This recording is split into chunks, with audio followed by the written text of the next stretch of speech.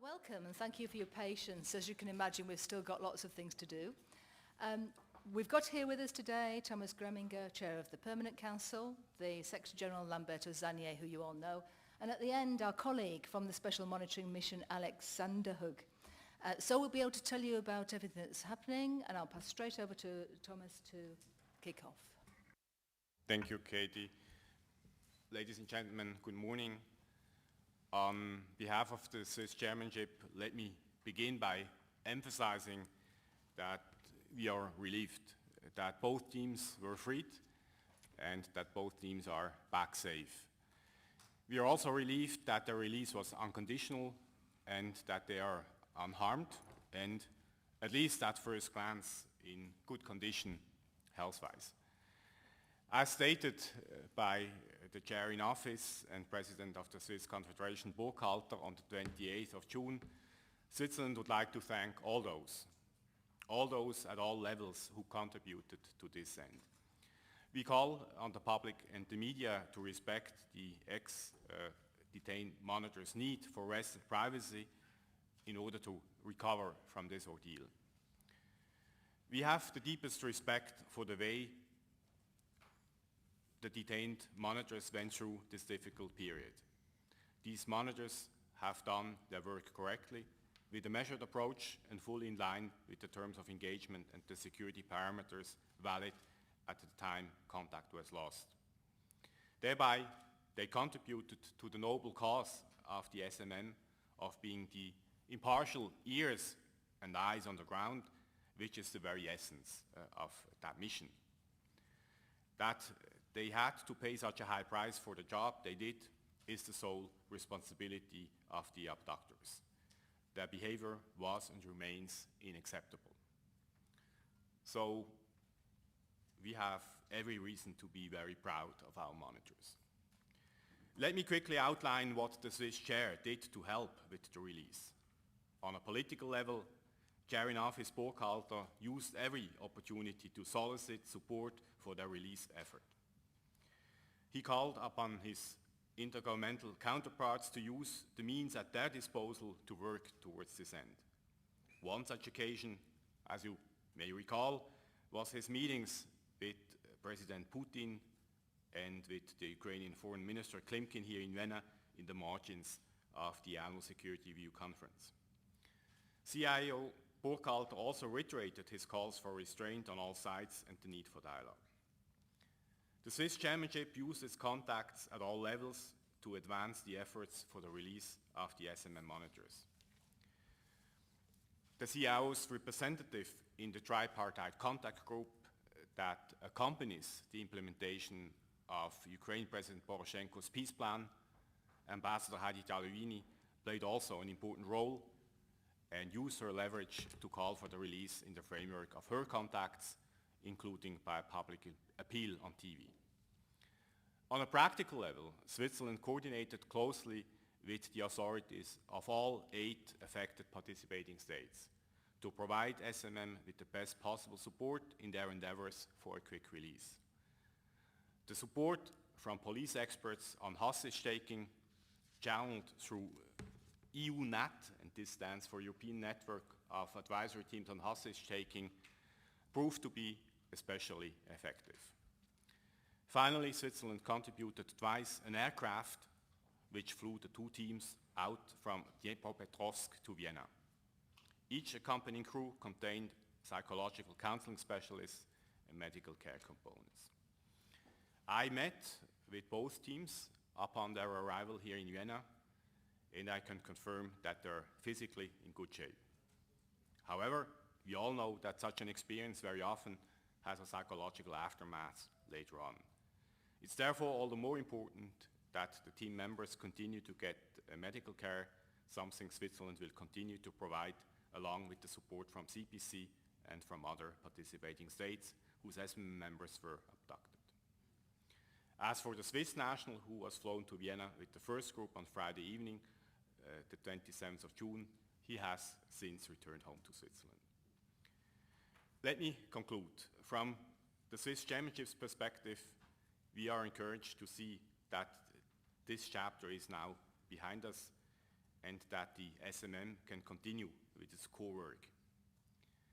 Gerry-Nafis Burkhalter also expressed his expectations, and I quote, that the release of all SMM monitors from detention would mark the beginning of an improved security situation in the eastern region of Ukraine, end of quote.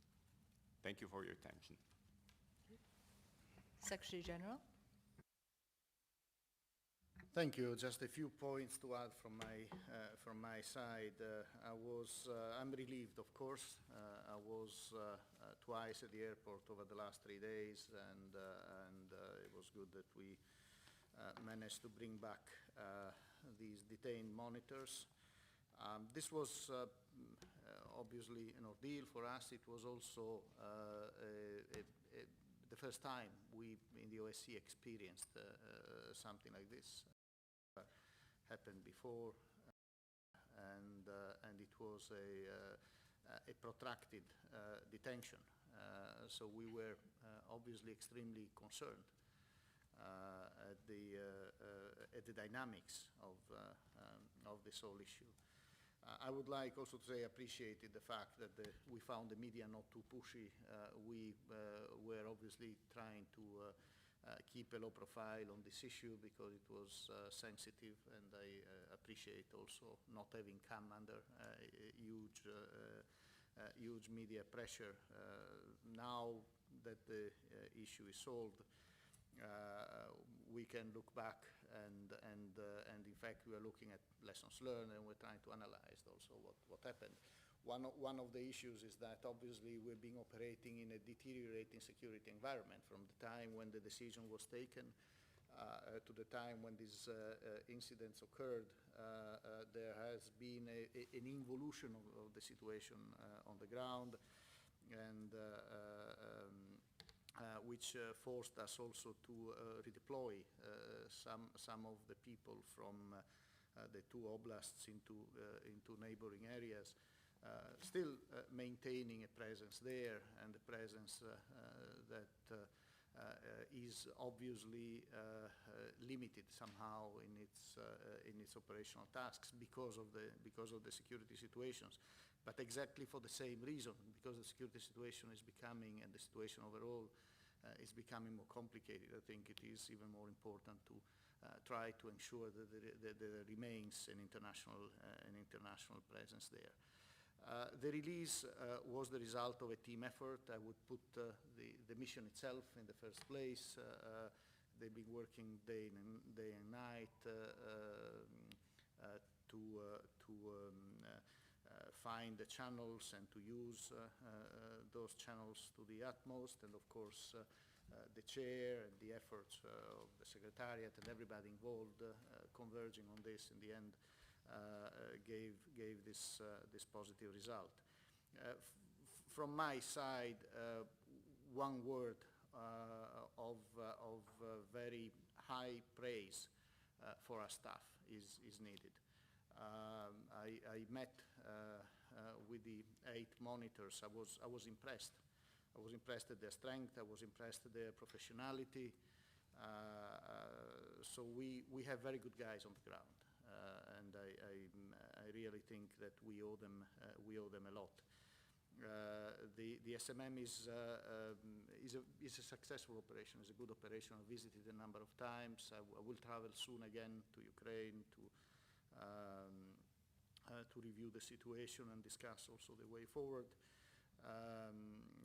But it is good to have this press conference at this point in time, and it's a good moment, and it's a moment perhaps to celebrate this. Moving on to you, Alexander. Thank you, ladies and gentlemen. Also, the mission is thankful for the release of our 2 monitoring teams. We are relieved that they have emerged unharmed, and their release was unconditional.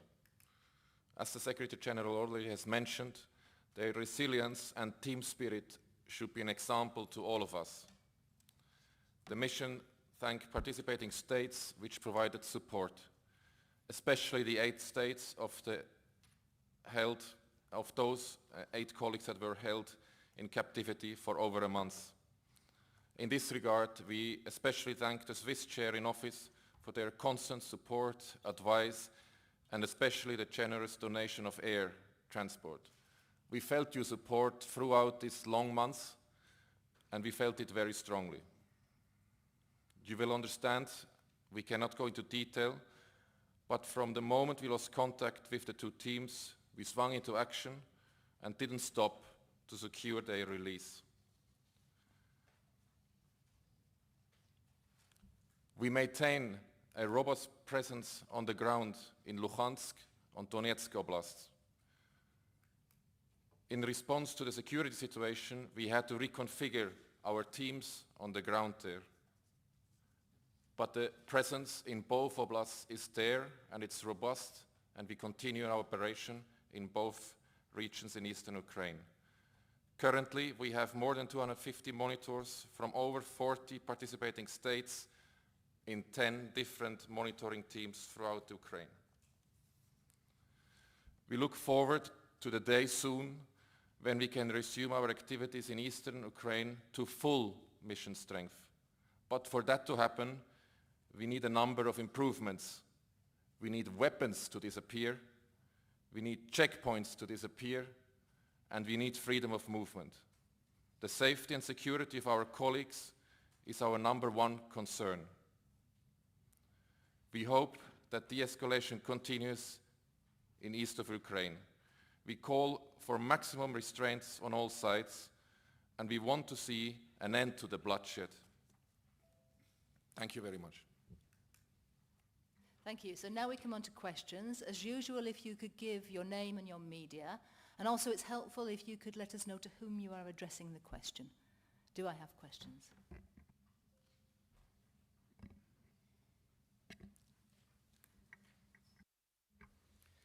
My name is Antonio Sanchez with the Spanish news agency. I have a question for Mr. Zannier.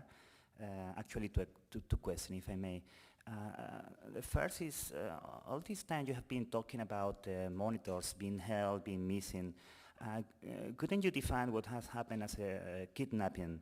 And if you do, if there are any legal step the OSCE is trying to do together with the Ukrainian authorities to bring the captors to the justice? And the second question is, you said that this release was unconditional, but have you got any kind of assurance of the pro-Russian grabs that this kind of situation is not going to happen again?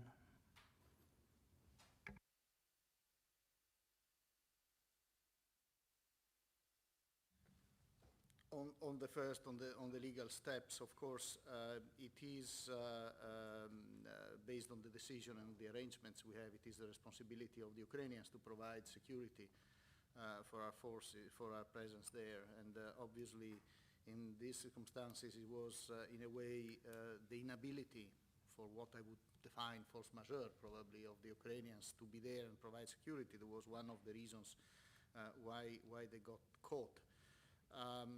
We will think about initiatives that we could take, but obviously these are illegal groups. So I don't see very well how you could imagine using legal tools vis-à-vis groups that operate in an illegal environment. So I suspect this will be difficult, but we'll ask our lawyers to look into this. Sorry, but would you define the situation as a kidnapping? They were detained. They were illegally detained. That's how I would describe it. The unconditional release, it is true, they were released without condition. That was as a result of interventions at a political level and the dialogue on the ground, and intervention of also local actors. I think one of the things that was important was also to convey a sense of what the OSCE is and what the OSCE does. I think there was confusion in the beginning also on what the OSCE represents on the ground. So that also helped, and maybe in future we should also try to make more mandate, make our mandate even better known by everybody. So media can help in that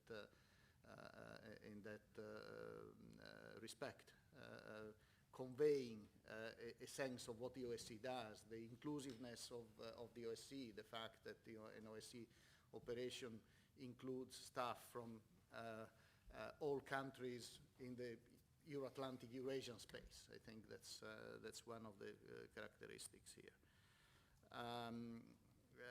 In terms of future arrangements, it is for the mission itself to develop contacts on the ground to an extent where they feel comfortable operating, and if they feel that there are individual actors that somehow are not under anybody's control, or they have their own agenda, the mission will have to draw its own conclusions in terms of limitation of movements of our staff on the ground.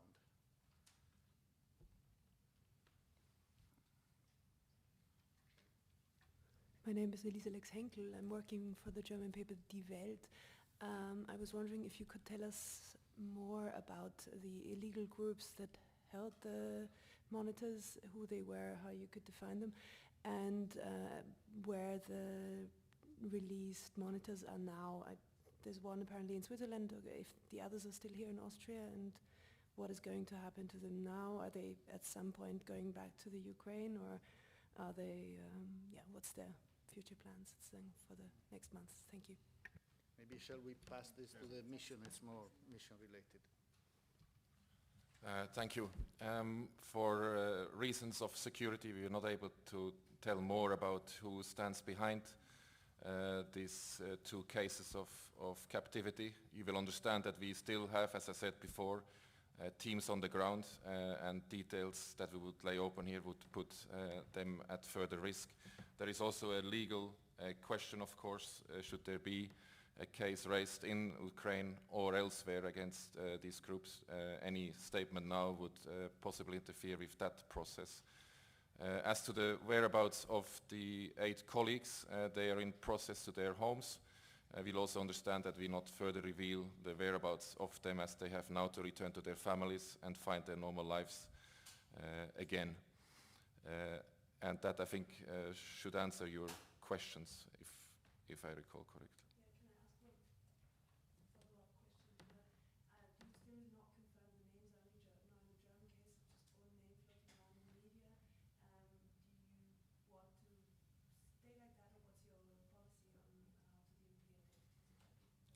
That's correct. For the same reasons I've mentioned before, we'll not reveal or confirm any names that were involved. Do you still assess that there is a similar level of risk to other teams operating in eastern Ukraine? There will always be a remaining risk, but the risk can be mitigated by what already the Secretary General has explained, by maintaining the contact with these groups so that they know who we are and what we do. And by doing so, these relationships provide us the environment within which we can operate freely, but in a situation like this, there will always be a remaining risk.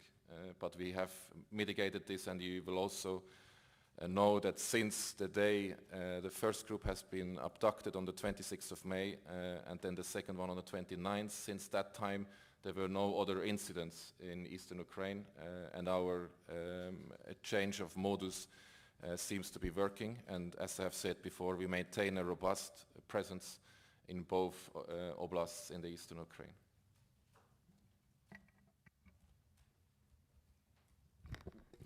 Andreas Forst from Servus TV, sorry, too loud. Mr. Hack, do you think that a new mission for controlling the border stations between Ukraine and Russia will be helpful to stop trafficking of weapons coming in a constant flow into East Ukraine?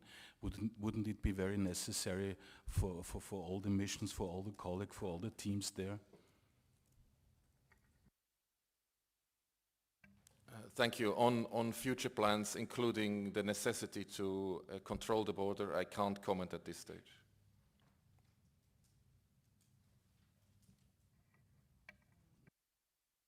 Margit Maximilian, ORF TV. How big was the involvement of Russia and how high-ranking was it? Did you talk to Putin yourself? How was the negotiation? Well, I think what is sure is that we have been talking to representatives of the Russian Federation on all levels, and as I mentioned, including to President Putin, including here last Tuesday, where I was also present, so I can confirm that we raised it. To the extent this influenced the release, we can only speculate about, and maybe at some day historians will know exactly the extent, but let us be content now, and let us be grateful to all those that have contributed to their release. Perhaps if I can add just one word, there has been a public statement in support of the release of the detainees by the patriarch of the Russian Orthodox Church, Kirill, and of course that might have had an impact, and we're grateful to him also personally for his call.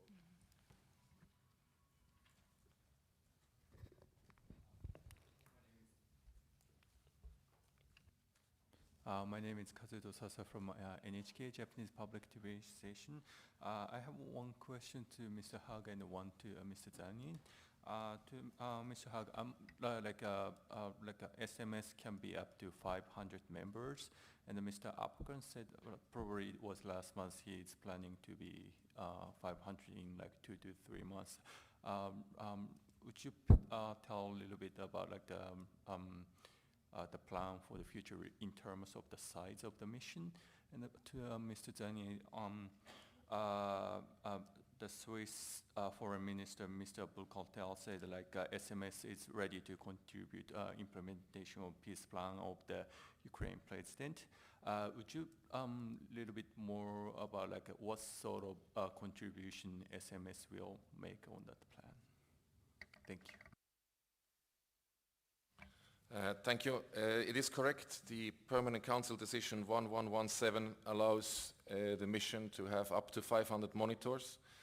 The current situation on the ground has led us to hold further deployments because we do not want to put further monitors at risk. And as I've said before, we need weapons to disappear, we need checkpoints to disappear, and we need our freedom of movement to be fully operational in the East. And should that come, we will be able quickly to increase up to those figures that are included in our mandate. Thank you. On your second question, implementing aspects of the plan is, of course, a political issue that will also require the support of all the participating states. So I think this will be really, and it's more a question for the chair, but the key issue is to see whether the decision that was taken back in March does cover any other functions, and then my job would be to plan those functions. But it's the political side and the political decision on interpreting the current mandate and deciding how much this can be expanded in the direction of covering other functions. Peter Zörer, 4F Europe.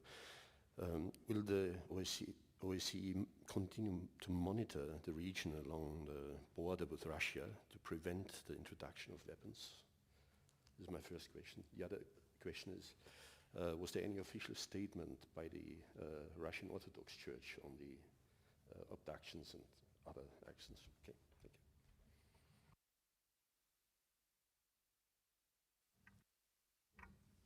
Well, on your second question, yes, there was a public statement by the patriarch on Wednesday, I think last Wednesday.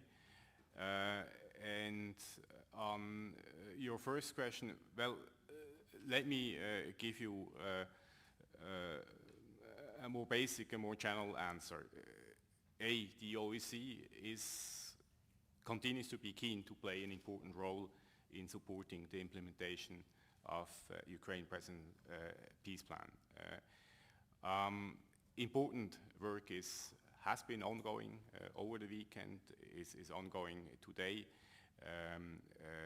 be it through the special representative of the chairperson in office, Ambassador Salvini, through her participation in the tripartite contact group, be it through other forms of dialogue, and obviously also through SMM. But obviously, in order for the SMM to monitor something, you need a number of political and you need a number of security conditions that need to be there. And I think regarding the security conditions, the Deputy Chief Monitor was very clear what is needed.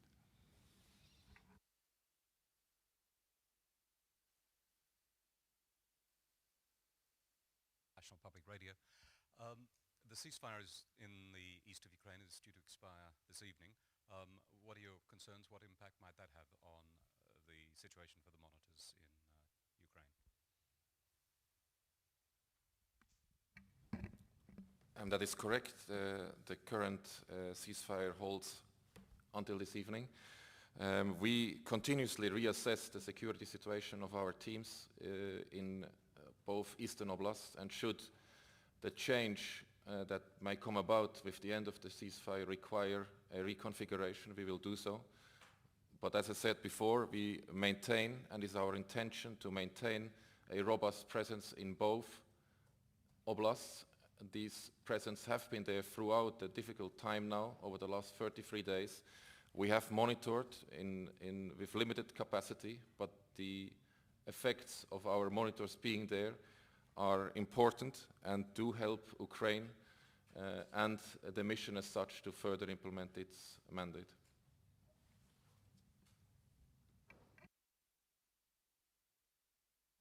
Thank you, Andrei Zolot of RIA Novosti. What is your assessment of the way the ceasefire is being implemented? I mean, there was in news last night that another colleague of ours, a Russian journalist, was killed in Donetsk Oblast. There are a lot of reports of attacks, fire, shootings taking place. What kind of ceasefire is that in your assessment? Thank you.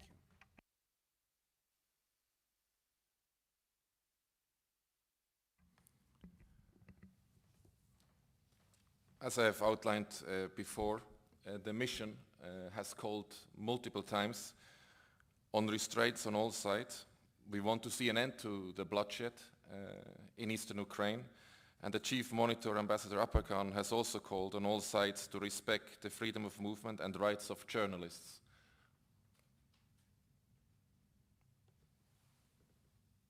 Is that all? All you can say to this? I mean, basically, when we say ceasefire, we mean that there is kind of the general impression is that it means no fire, but there is clearly fire during the ceasefire. Is that normal? Is that the way things are supposed to be, kind of in this situation? The mission is not there to judge whether a ceasefire is holding or not. We have a team in Donetsk and a team in Luhansk, and should that team observe that the ceasefire is breached, it will report so.